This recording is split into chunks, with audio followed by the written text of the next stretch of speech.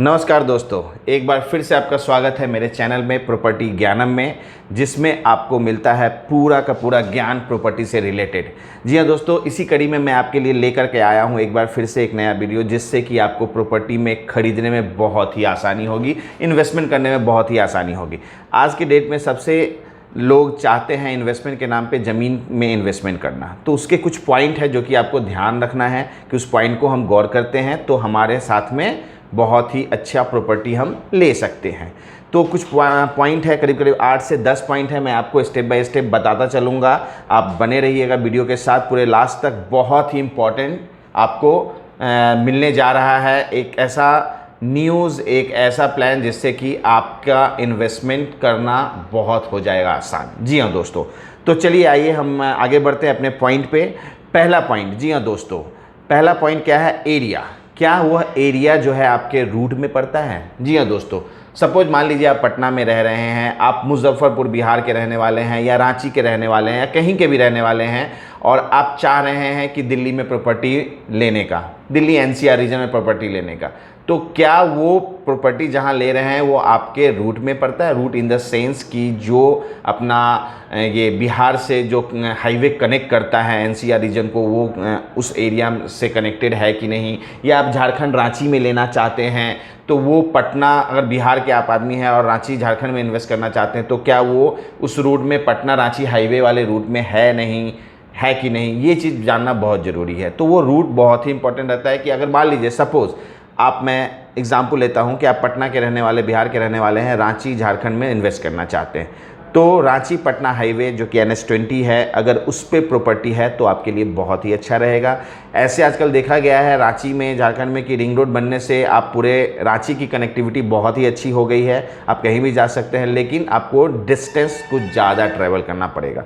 जी हाँ दोस्तों, क्योंकि अगर आप पटना से रिलेटेड हैं, बिहार से रिलेटेड हैं, अगर आप धुरवा के साइड में लैंड लेते हैं तो आपको पूरा घूम के करीब करीब 30-40 किलोमीटर का एक्स्ट्रा स्पैम लेना पड़ेगा, तब आप रिंग रोड से आप वहाँ जा सकते हैं। तो एरिया का ध्यान हमके बहुत ही रखना है। आगे देखना है कि क्या उस एरिया में कोई गवर्नमेंट डेवलपमेंट हो रहा है कि नहीं। जी हाँ दोस्तों, गवर्नमेंट का क्या डेवलपमेंट है उस एरिया में। सपोज आपने और माझी के एरिया में आप प्लॉट लेने जा रहे हैं, तो क्या वहाँ पे गवर्नमेंट का कुछ बनने जा रहा है? कोई कॉलेज है, कुछ हॉस्पिटल है, या कुछ भी, कुछ ऐसा प्रोजेक्ट बन रहा है कि नहीं बन रहा है? अगर वो ऐसा बन रहा है तो उससे बेनिफिट ये होता है, या आईटी हब है, कुछ भी, कोई भी ये है, तो उससे ये बेनिफिट होता है कि उस ज़मीन का रेट, एप्रिसिएशन रेट बहुत हाई होता है और बहुत जल्दी बढ़ता है। तो इस चीज़ का ध्यान रखना है। बन रहा है तो भी ठीक है, नहीं बन रहा है तो ये पता करना है कि आने वाले समय में हो रहा है या नहीं हो रहा है, या आने वाला है कि नहीं। 2 पॉइंट हो गए। तीसरे पॉइंट पे आते हैं कि क्या वह सिटी, जिस सिटी में भी आप इन्वेस्ट करने जा रहे हैं, आप एनसीआर रीजन में करना चाह रहे हैं, आप रांची में करना चाह रहे हैं, आप पटना में करना चाह रहे हैं, आप लखनऊ में करना चाह रहे हैं, आप बॉम्बे एरिया में करना चाह रहे हैं, कहीं भी जहां भी इन्वेस्ट करना चाह रहे हैं, क्या वो सिटी स्मार्ट सिटी प्रोजेक्ट में आता है कि नहीं? जी हाँ दोस्तों, बहुत ही इंपॉर्टेंट है कि स्मार्ट सिटी प्रोजेक्ट में आता है कि नहीं। अगर स्मार्ट सिटी प्रोजेक्ट में आता है तो आज बहुत ही स्लो डेवलपमेंट है स्मार्ट सिटी प्रोजेक्ट का, लेकिन आने वाले 2-4-5 सालों के अंदर में जो सिटी स्मार्ट सिटी के अंदर में आती है उसका डेवलपमेंट बहुत ही तेज़ी से होगा और वहाँ पे रेट बहुत अच्छे से इन्हेंस करेगा। आगे बढ़ते हैं दोस्तों। अगला पॉइंट है कि उस एरिया में क्या, सपोज आप मान लीजिए जिस एरिया में ले रहे हैं, जिस रोड्स पे ले रहे हैं, क्या उस हाईवे से, बहुत सारे प्रोजेक्ट होते हैं हाईवे से 1-2 किलोमीटर अंदर जाने के बाद में स्टार्ट होता है, तो क्या वो जो 2-3 किलोमीटर का स्पैम है, क्या उस एरिया में क्या आपके पास में और भी प्रोजेक्ट चल रहा है या नहीं चल रहा है?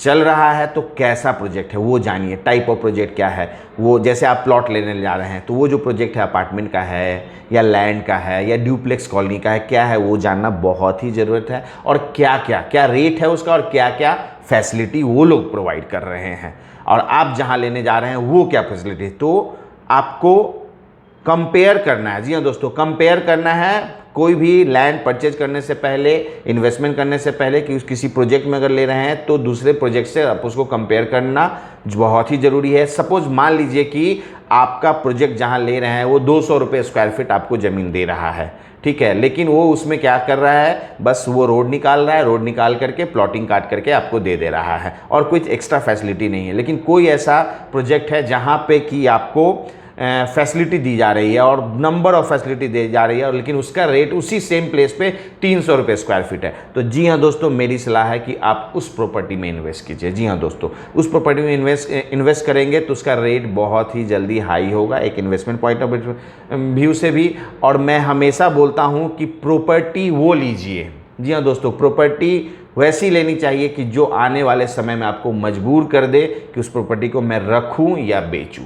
रखूं इसलिए क्योंकि उस प्रोजेक्ट का डेवलपमेंट बहुत ही अच्छे तरीके से हो गया, तो आपका मन नहीं करेगा कि उसको बेचूं, और बेचने का मन इसलिए करेगा क्योंकि आपने 200 रुपये खरीदा था, 300 रुपये खरीदा था, आज उसकी कीमत 700, 800, 3 साल के अंदर में, 4 साल के अंदर में डबल से ज़्यादा का आपको रिटर्न दे रहा है। तो हमेशा इस चीज़ का ध्यान रखें कि प्रॉपर्टी आपको 3, 4 साल, 5 साल के बाद मजबूर करे कि मैं उस प्रॉपर्टी को रखूं या बेचूं। इस चीज़ का ध्यान हमेशा रखिएगा। तो कंपेयर करना बहुत ही जरूरी है। उसके बाद लैंड डॉक्यूमेंट्स और अप्रूवल। ज़्यादातर देखा जाता है कि हमारे नॉर्थ साइड में, जैसे बिहार वहार में, लोग प्लॉटिंग जो एरिया प्लॉटिंग करके बेचते हैं, उसका कुछ अप्रूवल ले करके काम नहीं करते हैं, गवर्नमेंट अप्रूवल नहीं लेते हैं। वो अपने हिसाब से प्लॉटिंग काटते हैं, काट करके उसके बाद काम करते हैं। गवर्नमेंट का भी गाइडलाइन, बहुत सख्त गाइडलाइन नहीं आया। ऐसे तो रेरा का गाइडलाइन है, बट लेकिन उतना सख्त नहीं है, जिसके कारण से वो भी कंपनी पे अप्लाई होता है। यहाँ पे आदमी इंडिविजुअल अपने नाम से एग्रीमेंट करके उसको सेल करते हैं। तो ज़्यादा अप्रूवल तो लैंड वाले प्रोजेक्ट में बहुत लोग नहीं लेते हैं, डेवलपर प्रमोटर्स नहीं लेते हैं। लेकिन आपको देखना है, अगर है तो वेल एंड गुड, बहुत ही अच्छा है। लेकिन एक चीज़ ध्यान रखना है कि उसमें जो रोड दिया जा रहा है, किसी भी हाल में रोड जो है वो 22 फीट से कम का रोड नहीं होना चाहिए। कोशिश कीजिए कि 22 फीट का, 20 फीट से ऊपर रोड हो, 20 फीट तक का भी है तो चलेगा, लेकिन उतना रोड रहना चाहिए जो कि उससे आसानी होती है 2 गाड़ी को आने जाने में। क्योंकि इन फ्यूचर अभी वो डेवलप हो रहा है, लेकिन जब डेवलप कर जाएगा तो बहुत सारे घर वहाँ पे लोग घर बनाएंगे, रहेंगे, सबकी गाड़ियाँ होगी, तो आने जाने में उसमें आसानी होगी अगर रोड चौड़ा रहेगा तो एक वो चीज़ है। लैंड का डॉक्यूमेंट्स पूरा प्रॉपर मिलाइए, उसके लिए मैंने बहुत सारा वीडियो बनाया है, आपने देखा ही होगा। लैंड से रिलेटेड, जी हाँ दोस्तों, मैं फिर से एक बार बोलता हूँ, लैंड से रिलेटेड कुछ भी आपको डॉक्यूमेंट चाहिए, कुछ वेरीफाई कराना है, कुछ कंपेयर कराना है, तो प्लीज़ हमारे टीम को कांटेक्ट कीजिए। लीगल टीम हमारी पूरी की पूरी आपकी सहायता करेगी आपकी, और आपका 1 रुपया खर्च नहीं होगा, और हम आपको जेन्युइन राय देंगे कि हाँ वो ज़मीन सही है नहीं है। तो अपना लैंड वेरिफिकेशन ज़रूर कराइए। आपको अगर आपका खुद का सोर्स है तो आपको अपने खुद से भी सोर्स से भी कराइए, लेकिन बिना वेरीफाई कराए हुए हमें आगे नहीं बढ़ना है। जी हाँ दोस्तों, आगे बढ़ते हैं।